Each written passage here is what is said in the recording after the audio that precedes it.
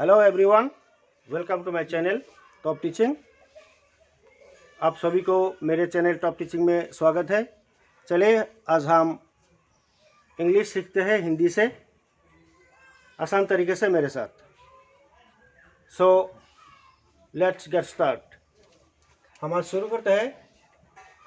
ये नया पहला सा एक सेंटेंस है, चलो ये कर लेते हैं। एक ऐसा सेंटेंस है, हम कुछ बात करते समय किसी से, दोस्तों से, भाइयों से हम कहते हैं चलो आज हम ये कर लेते हैं। तो ये सेंटेंस इंग्लिश में कैसे लिखेंगे या कैसे हम इंग्लिश में कन्वर्सेशन में कहेंगे। Let's do it, let's do it, let's do it, let us do it, यह लेट्स डू इट। तो अगर कोई बच्चा ऐसा पूछता है कि यही है क्या, तो हम ऐसे इस तरह से कहेंगे, यही है क्या। इज इट सो,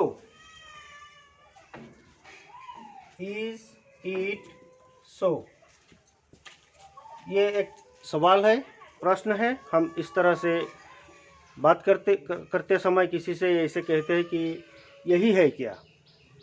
तो हम नेक्स्ट देखते हैं क्या है। इसे काम में लगाओ। अगर कोई बड़ा या अपना बड़ा भाई या गुरु बच्चों से, अपना छात्रों से कहते हैं कि इसे काम में लगाओ, या कुछ कर्मचारियों से कहते हैं कि इसे काम में लगाओ, तो हम ऐसे सेंटेंस को इंग्लिश में कैसे कहेंगे। देखिए, मेक इट वर्क, इसे काम में लगाओ। Make it work, make it work, make it work, इसे काम में लगाओ। हम नेक्स्ट देखते हैं क्या है। मुझे मदद करो। कोई किसी से कहता है कि मैं बहुत मुसीबत में हूँ, मुझे थोड़ा मदद चाहिए, हेल्प चाहिए। हम कैसे इसे ऐसे भी कह सकते हैं कि हेल्प मी, बट हम इससे भी कह सकते हैं इस तरीके से, give me a hand. Help me और give me a hand, give me a hand. और हम हेल्प मी ये भी कह सकते हैं। तो चले दोस्तों, हम और देखते हैं नेक्स्ट क्या है।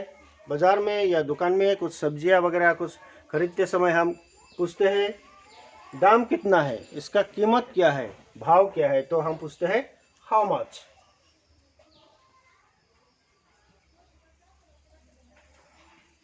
How much, how much. अब देखते हैं नेक्स्ट है, तुम वही सोच रहे हो क्या, तुम वही सोच रहे हो क्या। कोई दोस्त अगर कुछ बात को लेकर नाराज है और उसी बात को लेकर वो चिंतित है, तो वही सोच रहा है। इसी समय में हम दोस्तों से कह सकते हैं तुम वही सोच रहे हो क्या, तुम वही सोच रहे हो क्या। तो हम उसे इंग्लिश में ऐसे कहेंगे, do you think so, do you think, do you think so, do you think so, तुम वही सोच रहे हो क्या। अब आगे देखते हैं, यही सच है। हम कुछ बात को उगल कर किसी के सामने जब जाहिर करते हैं और सच निकाल देते हैं, तो हम कहते हैं कि यही सच है, this is the fact, this is the fact, और इट इज द फैक्ट आप कह सकते हैं।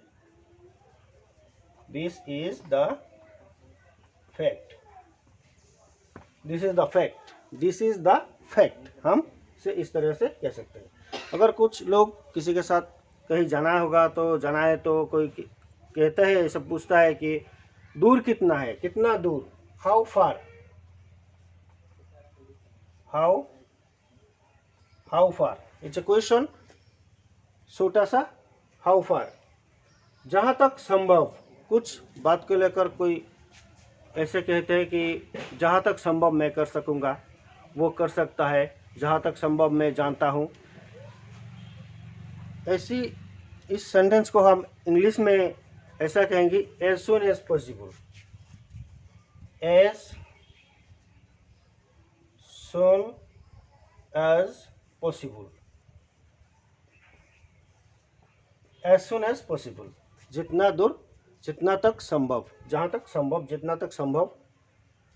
और कुछ रह गए क्या? हम कहीं जाना है, जाते समय या किसी से कुछ बातें करते समय हम किसी से ऐसे पूछते हैं, कुछ रह गए क्या?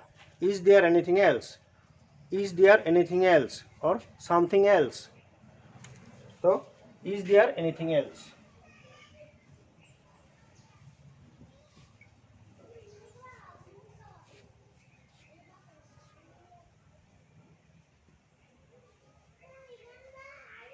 Is there anything else? So दोस्तों, I think this video was mostly helpful to you. So keep it watch. पहले से अंत तक अब देखिए और शेयर कीजिए अपने दोस्तों के साथ, क्योंकि share is caring. Thank you.